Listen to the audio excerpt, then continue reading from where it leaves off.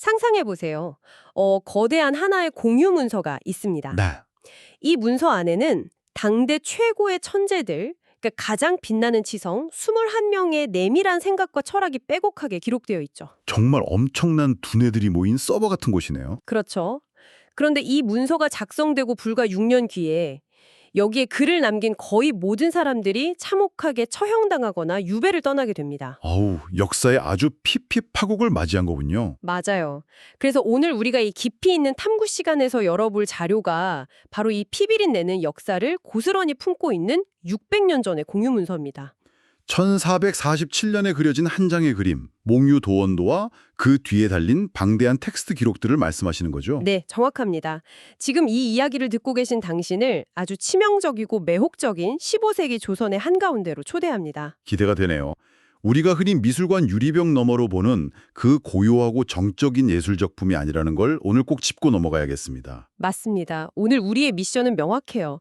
이 자료를 단순히 붓터치가 훌륭한 조선시대 미술품 이렇게 소비하는 게 절대 아닙니다. 그럼요. 이건 살아 숨쉬는 치열한 지적 전쟁터였으니까요. 네, 사실상 15세기 조선 최고 엘리트들이 모인 소셜미디어 플랫폼이자 당대의 집단지성이 충돌하던 거대한 서버였던 거죠. 단 3일 만에 그려진 그림 하나에 21명의 학자가 앞다투어 찬시와 찬문을, 그러니까 오늘날로 치면 댓글을 막 달았던 거잖아요. 도대체 이 그림 안에 어떤 팽팽한 정치적 긴장감과 철학이 숨겨져 있기에 그토록 난리가 났던 건지 그 해독 작업을 지금부터 시작해 보겠습니다. 아주 뚜렷하고 생생한 꿈을 꾸게 됩니다. 그 꿈이 바로 무릉도원이었던 거죠? 네. 첩첩산 중에 아주 험준한 바위산을 막 헤매다가 어느 순간 갑자기 길이 쫙 열리면서 맑은 물이 흐르고 복숭아꽃이 수십 리에 걸쳐 만발한 계곡을 발견한 겁니다. 와, 꿈치고는 너무 영화 같은 장면이네요. 그렇죠. 그래서 안평대군은 잠에서 깨자마자 자신이 후원하던 천재화원 안견을 다급하게 부릅니다. 새벽에 막 호출을 한 거군요. 네. 그리고 자신이 꿈에서 본 그 시각적, 감각적 정보들을 폭포수처럼 쏟아내며 설명하죠. 안견 입장에서는 좀 황당했을 수도 있겠어요? 하하, 그럴 수도 있죠. 하지만 안견은 그 복잡한 묘사를 듣고 곧바로 붓을 들어서 단 사흘 만에 가로 1미터가 넘는 거대한 두루마리 그림을 완성해냅니다. 자, 이걸 한번 풀어보죠. 이거 완전히 현대 IT 기업 뺨치는 속도전 아닙니까? 속도전이죠. 엄청난 몰입이 필요했을 겁니다. 그니까 비전투성인 최고 경영자 안평대군이 엄청난 아이디어를 던지니까 천재 수석 개발자인 안견이 단 3일간의 하드코어 해커톤에 돌입해서 완벽한 시제품을 뽑아낸 거잖아요. 아주 적절한 비유네요. 사흘 동안 잠이나 제대로 잤을까 싶을 정도의 텐션입니다. 밥은 먹었을까요, 진짜? 아마 식음도 전폐했을 겁니다. 3일이라는 시간은 물리적으로 물감이 마르는 시간조차 부족하거든요. 그런데 그렇게 탄생한 결과물을 보면 급하게 그린 흔적이 전혀 없습니다. 그래요? 엄청 치밀한가 보네요. 네, 아주 치밀하게 계산되어 있죠. 그림을 쫙 펴보면 시선이 왼쪽에서 오른쪽으로 이동하게 설계되어 있습니다. 잠깐만요. 보통 동양화는 오른쪽에서 왼쪽으로 전개되는 게 일반적이지 않나요? 맞습니다. 그 전통적인 규칙을 과감하게 깬 거죠. 파격적이네요. 게다가 가장 파격적인 건 화면의 구성 비율입니다. 그림의 왼쪽 절반 이상이 좁고 험난한 기암괴속, 아주 얼음장처럼 차갑고 뾰족한 현실의 바위산으로 빽빽하게 채워져 있어요. 절반 이상이요? 네, 시선이 그 숨막히는 바위산들을 뚫고 오른쪽으로 힘겹게 이동해야만 비로소 넓고 아득한 안개에 휩싸인 꿈의 도원이 펼쳐집니다. 그런데 이상하지 않나요? 유토피아, 즉 도원을 그리는 프로젝트잖아요. 네, 목적 자체는 유토피아죠. 최고 경영자의 주문도 분명 아름다운 복숭아꽃 계곡이었고요. 그러면 당연히 화면 전체를 화사한 꽃과 신비로운 안개로 가득 채워야 정상인데 왜 굳이 그림의 절반 이상을 저렇게 무겁고 험악한 검은 바위산으로 막아둔 걸까요? 그게 바로 안평대군과 안견 두 사람이 공유했던 아주 무거운 철학적 합의점이었습니다. 어떤 합의점인가요? 유토피아라는 것은 단순히 화려하고 아름다운 환상으로 뚝 떨어지는 게 아니라는 거죠. 진정한 이상향은 반드시 현실의 험난하고 가파른 산, 즉 고통과 시련을 온몸으로 통과한 자에게만 비로소 열린다는 메시지를 담은 겁니다. 현실이라는 필터를 뚫고 지나가야만 꿈에 닿을 수 있다. 참 묵직하네요. 안견이라는 화가 개인의 출신 배경도 이 그림의 디테일에 영향을 미쳤다고 들었는데요. 정확합니다. 안견은 충청도 서산해미 출신이었거든요. 햄이요? 바닷가 근처잖아요. 네, 어린 시절부터 해미 들판에서 자라며 붉은 노을, 바람에 밀려오는 짙은 안개, 그리고 빛에 따라 시시각각 변화하는 산의 능선을 직접 보며 자랐죠. 그래서 그 풍경이 그림에 녹아든 거군요. 맞아요. 안견은 그저 중국의 관념적인 풍경화 공식을 베끼지 않았습니다. 자신이 조선의 땅에서 직접 피부로 느꼈던 공기의 습도, 빛의 산란을 그림에 투영했어요. 어쩐지 분명 꿈을 그렸는데도 묘하게 지독시 현실적인 공간감이 느껴지더라고요. 그렇죠. 그런데 이 그림에서 정말 가장 압도적인 디테일은 화려한 산새나 꽃이 아닙니다. 안견이 사흘간의 작업을 마무리하며 붓을 놓기 직전 아주 마지막에 남긴 작은 흔적 하나에 있어요. 마지막 흔적이라면 그 화면 구석에 도장 찍는 낙관 같은 건가요? 아닙니다. 복숭아 꽃이 흐드러진 숲의 끝자락, 그림의 아주 깊숙한 공간에 눈에 띌 듯 말 듯한 작은 검은 먹점 하나를 툭 찍어 두었습니다. 검은 먹점이요? 에이, 잉크가 튄 에러 아닐까요? 아까 제가 말한 수석 개발자의 이스터 에그 같은 건가요? 하하, 당시 지식인들도 그 점에 엄청 주목했습니다. 이 먹점은 의도된 이스터 에그가 맞습니다. 진짜요? 어떤 의도인데요? 중국의 고개지 같은 옛 거장들의 그림에는 아름다운 산수 속에 사람이 선명하게 그려져 있거든요. 그런데 안견은 사람을 직접 그리는 대신 도원의 입구에 그 먹점을 남긴 겁니다. 그 먹점이 사람이라는 뜻인가요? 누군가 들어갈 틈을 만들어둔 거죠. 이상향으로 들어가기 직전 인간이 느끼는 미세한 주저함이자 머뭇거림의 흔적을 그렇게 표현한 겁니다. 와, 미쳤네요. 완벽하게 닫힌 세계가 아니라 누군가 숨을 고르며 머뭇거릴 수 있는 아주 작은 틈을 열어둔 거군요. 네, 바로 그 틈, 그 먹점을 가장 먼저 알아보고 열광적으로 반응한 사람들이 바로 당대의 지식인들이었습니다. 드디어 공유문서에 사람들이 접속하기 시작하는군요. 맞습니다. 그림이 완성되자마자 이 문서의 링크가 조선 최고 엘리트들에게 쫙 뿌려집니다. 접속자가 엄청났죠. 네, 정인지, 박팽년, 성삼문등 당대 최고의 학자 21명이 이 그림 뒤에 찬시와 찬문을 달기 시작하죠. 여기서 제가 정말 흥미로웠던 부분이 있어요. 이 문서가 가상 공간에 있는 게 아니라 실제 두루마리잖아요. 사람들이 글을 남길 때마다 물리적으로 점점 길게 자라났다는 거. 맞습니다. 종이의 재질도, 결도, 먹이 스며든 깊이도 제각각이었습니다. 서로 다른 사람들이 접속한 흔적이 물리적으로 남은 거네요. 그렇죠. 짧게는 몇 달, 길게는 3년에 걸쳐서 21개의 각기 다른 세계관이 하나의 거대한 두루마리로 계속 증식해 나간 겁니다. 여기서 정말 흥미로워지는 게 바로 이 지점입니다. 요즘 현대의 연구자들, 그러니까 장 교수님이나 박 연구원 같은 분들이 이 15세기 텍스트들을 인공지능, AI로 분석하고 있잖아요. 네, 최신 기술을 역사적 문헌에 적용한 아주 놀라운 시도죠. 처음에 저는 진짜 의아였거든요. 어떻게 600년 전 두루마리를 AI로 분석하지? 막 물감 성분을 레이저로 스캔하는 건가 했어요. 하하, 물감이 아니라 텍스트의 구조를 스캔하는 겁니다. 아, 텍스트 데이터 분석이군요. 네, 자연어 처리 기술과 의미 연결망 분석을 사용한 건데요. 21명의 지식인이 남긴 문장들을 전부 데이터화해서 그들이 어떤 단어를 가장 많이 썼고 어떤 감정의 어휘들이 서로 연결되는지 지도를 그린 겁니다. 그 결과를 보니까 기가 막히더라고요. 21명이 다 똑같은 안평대군의 꽃 이야기를 듣고 다 똑같은 안견의 그림을 봤잖아요. 그렇죠. 동일한 시각 정보를 입력받은 거죠. 각자의 전문 지식을 총동원해서 치열하게 붓글씨 배틀을 하고 있는 거잖아요. 청취자 여러분이라면 이 그림에서 무엇을 가장 먼저 보셨을 것 같나요? 꽃인가요? 아니면 험난한 산인가요? 이 학자들은 단순히 시각적 정보를 수동적으로 받아들인 게 아닙니다. 완전히 자신의 전문성과 철학이라는 렌즈로 재해석을 했죠. 구체적으로 어떤 사례가 있었죠? 가장 흥미로운 인물 중 하나가 천문학자 김담입니다. 조선의 독자적인 역법인 칠정산을 만든 분이죠. 잠깐만요. 천문학자라면 하늘의 별과 우주를 보는 사람인데 기암괴석과 복숭아꽃이 그려진 이 땅의 풍경에서 별자리를 봤다는 건가요? 그렇습니다. 김담의 눈에는 그림 왼편에 뾰족하게 솟아오른 험난한 기암교석들이 그냥 돌덩이가 아니었어요.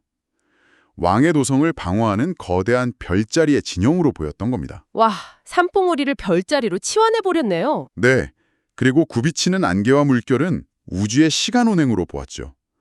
더 놀라운 건 그림 오른편의 도원을 해석한 방식입니다. 도원은 북극성 같은 건가요? 오히려 반대입니다. 그는 도원의 위치를 북극성, 즉 기존 권력의 중심인 왕자 바깥에서만 열리는 새로운 기운으로 일궈냈습니다. 야, 이거 완전히 직업병이 만들어낸 엄청난 예술적 통찰이네요. 우주의 궤도로 정치적이고 철학적인 이상향을 해석하다니 음악가는 또 다르게 봤겠죠? 네, 성균관에서 음악을 관장하던 최암계라는 인물이 있습니다. 그는 그림의 선과 여백을 일종의 악보로 받아들였습니다. 시각을 청각으로 변환시켰군요. 맞습니다. 심지어 자신이 21번째, 즉 가장 마지막으로 시를 적게 된 상황조차도 음악적으로 해석해요. 어떻게 썼길래요? 자신의 글이 악음이라고 표현했습니다. 낭만적이네요. 또 불교적인 시각으로 본 사람도 있었다면서요? 네, 승문원 교리였던 김수원은 아주 승려에 가까운 시각을 가졌는데요. 그는 이 그림을 깨달음의 과정으로 보았습니다. 도원을 피난처 같은 걸로 본 건가요? 아닙니다. 도원은 단순히 세상을 피하는 도피처가 아니라 모든 세속적 번뇌와 언어가 완전히 사라지는 절대적인 피안의 틈이라고 분석했죠. 아, 그러니까 이 21명의 최고 엘리트들은 그림을 보고 그냥 와, 꽃 참 예쁘네요. 산이 아주 웅장합니다. 이런 1차원적인 감상평을 남긴 게 아니네요. 전혀 아닙니다. 이들은 그림 칭찬을 넘어선 거예요. 그럼 뭘 한 걸까요? 그림 속 도원에 도달하기 위해 각자 자기 내면에 있는 고유한 산, 그러니까 자신의 학문적 한계나 철학적 가치관을 먼저 통과하고 있었던 겁니다. 자신들의 전문성으로 그림을 완전히 재창조한 거나 다름없군요. 맞습니다. 동일한 정보를 각자의 철학으로 소화해내는 지식 생태계의 아주 완벽한 예시인 거죠. 각자가 내면의 산을 통과한다. 참 아름다운 이야기입니다. 그런데요, 이렇게 지적이고 우아한 텍스트들이 막 쏟아지는 가운데 이 서버의 로그 기록을 가만히 들여다보면 등골이 서늘해지는 지점이 훅 튀어나옵니다. 불길한 징조가 보이기 시작하죠. 네, 21명의 글 속에서 공통적으로 감지되는 아주 묵직한 그림자가 있어요. AI 감정어휘 분석에서도 이상향에 대한 묘사보다 불안, 단절, 험난항 이런 현실의 산과 관련된 키워드들이 훨씬 더 빽빽하게 뭉쳐있다고 하잖아요. 이제 이 거대한 지식 플랫폼이 직면했던 무거운 먹빛 뒤의 현실, 그 핏빛 파국으로 들어갈 차례군요. 네, 이 아름다운 그림이 완성되고 불과 6년 뒤에 조선 역사를 뒤흔든 사건이 터집니다. 1453년 계유정난이죠. 수양대군 즉 훗나르 세조가 어린 조카 단종의 왕위를 빼앗기 위해 무자비한 피바람을 일으킵니다. 권력을 향한 핏빛 쿠데타였잖아요. 그런데 그 쿠데타의 칼날이 가장 먼저 향한 곳이 어딥니까? 바로 이 공유문서를 만들었던 호스트, 안평대군이었어요. 맞습니다. 수양대군에게 가장 강력한 정적이 바로 친동생인 안평대군이었으니까요. 안평대군은 결국 사약을 받고 처형됩니다. 그리고 몇 년 뒤 사육신 사건까지 이어지면서 이 두루마리 뒤에 찬시를 남겼던 성삼문, 박팽년, 이현로 등 당대에 찬란했던 지식인 거의 대부분이 끔찍하게 숙청당하죠. 네, 형장의 이슬로 사라지거나 가문 자체가 완전히 멸문지화를 당합니다. 제가 이 기록을 보며 소름이 돋았던 건 이 아름다운 유토피아 그림이 결국 본인들의 비극적인 미래를 예언한 타임캡슐이 되었다는 거예요. 게다가 놀랍게도 몇몇 사람들은 그림을 마주하던 그 순간에 이미 이 파국을 예감하고 있었잖아요. 그렇습니다. 먼저 왕실의 실권자였던 문종, 즉 안평대군의 친형의 반응을 보세요. 왕의 눈에는 다르게 보였나 보죠? 동생의 그림을 보고 칭찬하는 게 아니라 이렇게 말합니다. 산은 고요하고 아름답지만 결국 사람이 돌아오지 못하겠구나. 길이 끝이 보이지 않는 데구나. 와, 동생의 운명을 완전히 꿰뚫어 본 거네요. 네, 북방의 호랑이로 불렸던 김종서의 코멘트도 아주 뼈를 때립니다. 김종서는 뭐라고 했나요? 안평대군의 들뜬 꿈 이야기 앞에서 아주 딱 잘라 말합니다. 꿈은 가야 할 길을 보여줄지 모르나 그 길을 실제로 걷는 것은 오직 살아남는 자의 몫이다. 살아남는 자의 몫이다. 그러니까 화려한 도원보다 그 왼편을 꽉 채우고 있는 험난한 현실을 더 똑바로 본 거군요. 그렇습니다. 젊은 학자였던 성삼문과 박팽년의 대화는 더 직접적이에요. 아, 그 두 전제의 대화요. 네, 두 사람이 늦은 밤 그림 앞에 서서 이런 기록을 남깁니다. 유토피아에 대한 낭만은 없고 길이 끌어지고 막힌 거친 현실산에 주목하죠. 그러면서 아주 섬뜩한 말을 남기잖아요. 맞아요. 현실을 먼저 보는 자는 평생 편치 못하다. 마치 자신들이 걷게 될 정치적 가시밭길을 이미 알고 있다는 듯이 말이죠. 그 중에서도 가장 절박하고 숨막히게 글을 쓴 사람이 이현로라는 인물이었어요. 네. 다른 학자들이 정형화되고 정제된 짧은 한시를 남길 때 이현로는 호흡이 아주 길고 감정이 폭발하는 산문 형식의 부를 남깁니다. 글씨캐부터가 달랐다면서요. 문헌에 따르면 이현로의 글씨는 숨이 가쁘고 위태로웠다고 묘사됩니다. 안평대군의 아주 여유로운 글씨체와 극명하게 대비되죠. 무한과 절박한 경고를 보내고 있었던 거군요. 맞습니다. 이현로는 이 글을 통해 안평대군에게 결코 넘지 못할 거대한 현실의 산이 눈앞에 닥쳐왔음을 처절하게 경고하고 있었습니다. 그럼 이게 다 무슨 의미일까요? 안평대군은 과연 수양대군이라는 거대한 권력의 칼날이 자신의 목을 조여오고 있다는 걸 무의식적으로라도 알고 있었던 걸까요? 그래서 저토록 절박하게 도원의 꿈에 집착하고 자기 사람들의 대기를 모았던 걸까요? 고도로 단련된 지식인들은 시대의 공기를 감각적으로 읽어냅니다. 당시 궁궐안은 하루가 다르게 정치적 긴장감이 팽창하고 있었으니까요. 다들 숨이 막혔겠네요. 그렇죠. 그들에게 이 몽유도 원도는 단순한 예술적 도피처가 아니었습니다. 무자비하게 다가오는 현실의 권력투쟁 속에서 그들이 정치적, 학문적 동지로서 마지막으로 연대하고 붙잡고 싶었던 숨통이었던 겁니다. 결국 늙은 재상 하연이 남긴 말이 그들의 운명이 되었네요. 현실 없는 꿈은 오래가지 못한다. 네, 뼈아픈 통찰이죠. 이상향에 닿기 위해 각자 내면의 산을 넘고자 했던 엘리트들이었지만 결국 조선이라는 진짜 현실의 정치적 바위산은 넘지 못하고 붕괴해버린 겁니다. 자, 오늘 우리가 함께 해독해본 1447년의 거대한 지식 서버 몽유도 원도에 대한 깊이 있는 탐구, 청취자 여러분은 어떻게 들으셨나요? 600년 전의 옛년 이야기 같지만 이 그림의 구조는 지금 당신의 삶과도 너무나 맞닿아 있습니다. 우리가 꿈꾸는 완벽한 목표에 도달하려면 반드시 피할 수 없는 나만의 현실적인 바위산을 넘어야 하니까요. 맞습니다. 지금 당신이 땀 흘리며 넘고 있는 그림 왼편의 산은 어떤 모양입니까? 꿈을 꾸는 건 누구에게나 허락되지만 그 땅을 밟는 건 혹독한 현실을 직시하고 견뎌낸 살아남은 자의 몫이라는 묵직한 진실을 기억해야겠습니다. 이제 오늘 탐구를 마무리하면서 당신이 스스로 곱씹어 볼 만한 아주 도발적인 사유 하나를 던져드릴까 합니다. 앞서 이 그림을 완성한 천재 화원 안견 이야기 했었죠? 네, 사흘 만에 그림을 그려낸 그 인물이죠. 역사의 기록을 뒤져보면 안견에게는 안소희라는 이름의 아들이 있었습니다. 그 부분은 당대 사회의 아주 씁쓸한 구조적 한계를 보여주는 이야기네요. 안견은 붓 하나로 조선 최고의 마스터피스를 그려내며 종삼품의 벼슬까지 올랐습니다. 화가로서는 정점을 찍은 거죠. 네, 그리고 아들 안소희는 피나는 노력 끝에 문과 과거 시험에 당당히 급제합니다.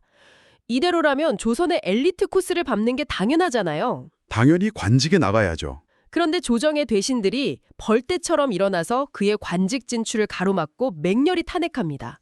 이유가 무엇이었을까요? 그 잘난 화공의 아들이라는 꼬리표 때문이었죠. 맞습니다. 천한 화공의 아들이라는 겁니다. 개인의 뛰어난 능력도, 처절한 노력도, 심지어 과거 급제라는 결과조차도 신분제라는 이 견고하고 잔인한 현실의 산 앞에서는 아무런 소용이 없었던 겁니다. 정말 참담한 현실이네요. 안평대군과 당대의 최고 엘리트 21명은 몽유도원도라는 거대한 플랫폼 위에서 너무나 고상하게 우주의 이치를 논하고 이상향을 이야기했습니다. 내면의 산을 넘느니 마느니 철학적 사유를 펼쳤죠. 하지만 정작 그들이 찬연에 맞이 않았던 그 아름다운 꿈을 시각화해준 예술가의 아들은 철저한 신분의 벽이라는 진짜 현실의 산에 머리를 부딪혀 산산조각이 나야 했습니다. 도대체 진정한 유토피아란 무엇일까요? 권력자들이 낭만 속에 꿈꾸는 세계에 그 시대 평범한 사람들의 자리는 과연 어디에 있었을까요? 이 뼈아픈 모순이야말로 몽유도원도 왼편에 그려진 어둡고 가파른 바위산이 시간을 넘어 오늘날 우리에게 던지는 가장 날카로운 질문일 겁니다. 당신이 꿈꾸는 도원은 모두가 함께 들어갈 수 있는 곳입니까? 아니면 누군가를 철저히 배제한 당신만의 성벽입니까? 박물관 유리벽 안에 조용히 멈춰있던 그림이 이제 방금 전까지 당신의 스마트폰에서 알람을 울리던 치열한 단체 채팅방처럼 생생하게 다가오지 않으시나요? 앞으로 이 그림을 보실 때는 화려한 꽃보다 다른 걸 보시게 될 겁니다. 네. 언젠가 이 그림을 마주하시게 된다면 화려한 복숭아꽃에만 시선을 빼앗기지 마시길 바랍니다. 대신 화가가 마지막 순간 망설이며 찍었던 그 작은 검은 먹점, 현실과 꿈이 충돌하는 그 미세한 틈을 꼭 한번 깊이 들여다보시길 권합니다. 오늘 우리가 함께한 이 깊이 있는 탐구가 당신이 현실의 거친 산을 넘는데 작은 이정표가 되기를 바라며 여기서 인사드리겠습니다.